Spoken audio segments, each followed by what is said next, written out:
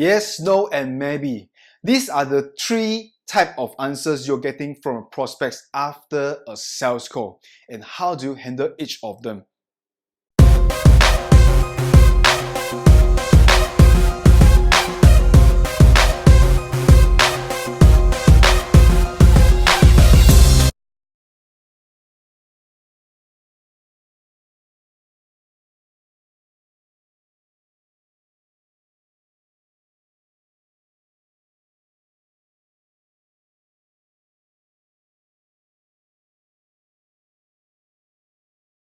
It is usually after each and every presentation, it is our duty as a salesperson, as closer, to make a sales call to our prospects to confirm their interest. This is very important to determine what is the status quo after that.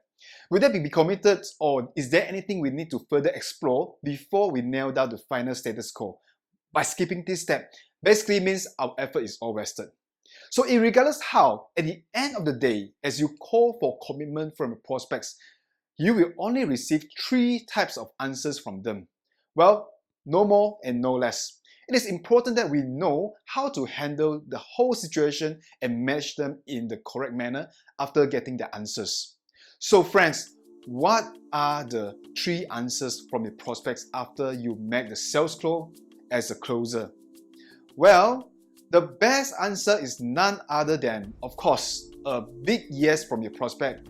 How good it is and how relieved we are after a big yes is given to us. That means your prospects are turning to become your customers and perhaps clients in long future. They are putting money in your bank accounts. But, however, what do you do next is to handle the situation after a yes is being given by this prospect. At this moment, what you need to do is just stop talking, stop explaining, stop further elaborating your products and services. So just keep quiet and bring out the contract, ask for a deposit from the prospects and close the deal. That's all.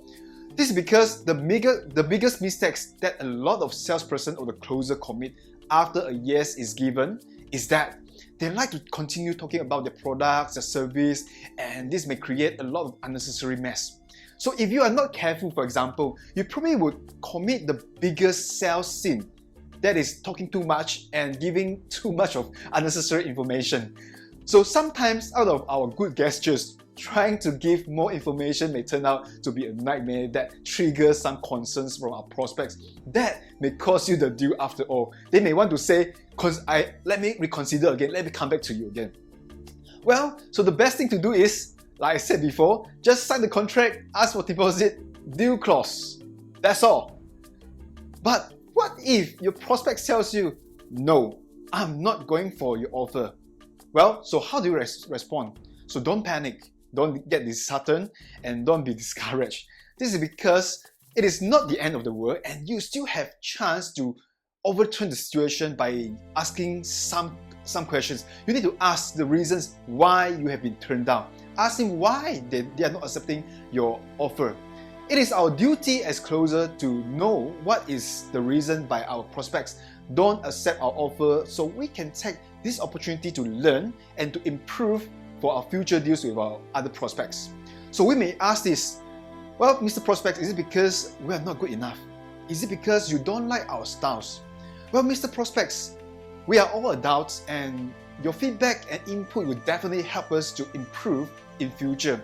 We are sad to see you go, but you have us progress better if you could get us or let us know that why we don't deserve to serve you. Your feedback is important to us. So if our prospects' answers are related to our competitiveness in terms of skill, for example, that in which they think we are not as good as another person, another photographer, well, okay, fair enough. What we'll do is to improve from where we are lacking. We'll just upskill ourselves in photography skill. If the feedback is more on style or something that is more personal, perhaps we couldn't do further because it's personal taste. You can't switch a taste to suit them, doing something that is not for us. In fact, this will ruin us if we accommodate to copy styles that don't belong to us. But if it is because of factors that are adjustable, changeable or switchable, then there is something we could do to revive the whole deal. So let me quote you some examples. If it is about money and your prospects feel you are too expensive, try work out something that both parties could compromise and are comfortable with. You may look into giving them a better offer, terms of payment for example, and more, and to come to a meeting point where it satisfies everybody, you and the prospects. If it is like clash of schedule, then try something else to accommodate to their calendar so you may take charge of it.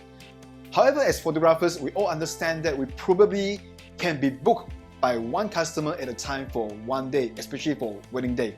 So what if your time is booked on that day and you can't change it? Perhaps you can introduce your second team, whom you may address as the same style, same professional service, and same attitude towards serving them for better reasons. So in short, if the objection is related to anything that is changeable, switchable, which is not personal, do whatever you could to accommodate. However, here is the word of caution. Don't be over-accommodating to certain limit that you feel discomfort in compromising. It must be at a point that everybody feels happy, and by accommodating actually will potentially put you in situations where your customers will take you for granted in future. We must have our stance at some point. Last but not least, the prospects who says maybe, I consider, I'll come back to you. So how do we respond? This is the most dangerous types of prospects who refuse to give a firm answer over a sales call. So as a closer, we have to avoid as much as possible. So the only thing I could do is to run away. So why am I saying this, friends? This is because usually these types of prospects, as they refuse to give you a firm answer, may give you a false hope in closing them in near future. But in actual fact, they could be toying with your feeling. So how do we really respond to this type of customers or prospects when they say, maybe I'll come back to you? Well, as a professional, if the prospects don't offer a yes or no after you have a counter offer to make the best deal out of it, so that just let them go, I would say. The only thing you could do is to show your professionalism by offering them follow-up maybe 3 days after you have met them. If the follow-up turns out to be a positive answer, and in such way they probably will say yes, which is rare to happen to me, that would be ideal. But if it is a no or no answers from them at all, just let it be. Let them go and don't turn back. Do not waste your time over a non-progressive result. You have much better things to do, much more prospects to follow up, and a lot more good clients to serve in your business.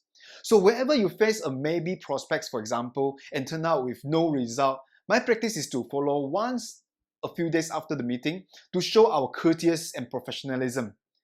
Upon follow-up, if the answer is still a maybe without a string and valid reason, just let them go and say, okay, I totally understand you are indecisive, but in any case you need our service, do call us and I'll be most happy to help. So over here, you don't close the door, right? You don't leave any bad impressions, but you are doing whatever is best for both parties. That means you and the prospects to end the relationship. Your prospects don't have to continue to find excuses to further delay things that will not have a result. They will not keep finding any excuses to say no to you or what, I'll come back to you or things like that. While you are not leaving, the relationship ends in bitterness. So in this video, I hope it benefits you somehow. I would like to invite you to share and to comment. Subscribe this channel so we can come up with a lot more contents to help photographers like you to venture into a more successful photography business. This is Shen here. Until we meet next time, bye bye.